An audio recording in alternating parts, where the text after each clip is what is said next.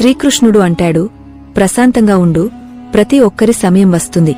ఈ రోజు నీ జీవితంలో ఏం జరుగుతోందో నీవు ఒంటరిగా ఉన్నట్టు అనిపించొచ్చు. కాని గుండెల్లో ఓ నమ్మకం పెట్టుకో, ప్రతి చీకటి రాత్రి తర్వాత సూర్యోదయం ఖాయం. సమయం మారుతుంది, అదృష్టాలు మారతాయి. ఈ రోజు నీకు కష్టంగా అనిపించే ఈ క్షణం రేపు నీ బలంగా మారి నిన్ను ఉన్నత శిఖరాలకు చేరుస్తుంది. ఈ రోజు ఆకాశంలో విహరిస్తున్నవాళ్లు రేపు కిందపడొచ్చు, ఈ రోజు కింద ఉన్నవాళ్లు రేపు ఆకాశాన్ని అంటొచ్చు. కాబట్టి భయపడకు, కంగారు పడకు, నీ శక్తిని సరైన మార్గంలో పెట్టు. సింహం వేటాడటానికి తొందరపడి పరుగెత్తదు, ఓపికగా సరైన సమయం కోసం ఎదురుచూస్తుంది. నిన్ను బలహీనంగా భావించేవాళ్లకు సమయమే సమాధానం చెబుతుంది.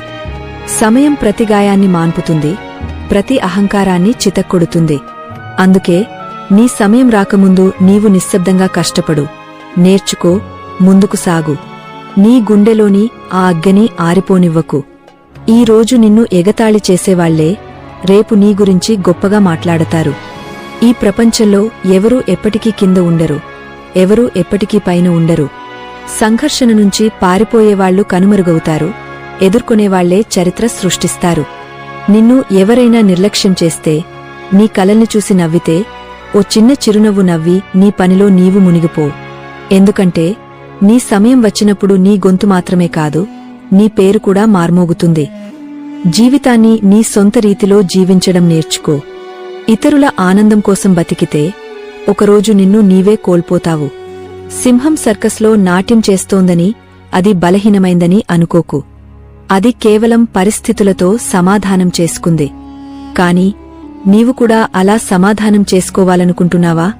నీ గుర్తింపును తుడిచేసి ఇతరుల అంచనాలకు అనుగుణంగా నిన్ను నీవు మార్చుకోకు. నీ షరతుల మీద బతికేవాళ్లే చరిత్ర రాస్తారు. కొందరిని వదిలేయడం అవసరం.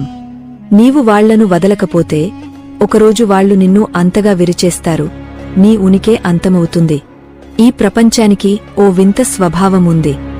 నీవు వాళ్లకు ఉపయోగపడుతున్నంత వరకు అందరూ నీ సొంతవాళ్లలా పక్కన నిలబడతారు.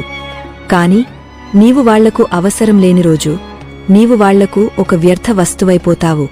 ఎక్కువ బరువు మోస్తూ నడిచేవాళ్లు తరచు మునిగిపోతారు. అది సామాను బరువైనా, అహంకార బరువైనా, లేక వ్యర్థ సంబంధాల బరువైనా. ఎవరైనా నీతో ఉండాలనుకోకపోతే నిన్ను నీవు బలవంతంగా వాళ్ల జీవితంలో చొప్పించాల్సిన అవసరం లేదు. నీ విలువ తెలియని వాళ్లకు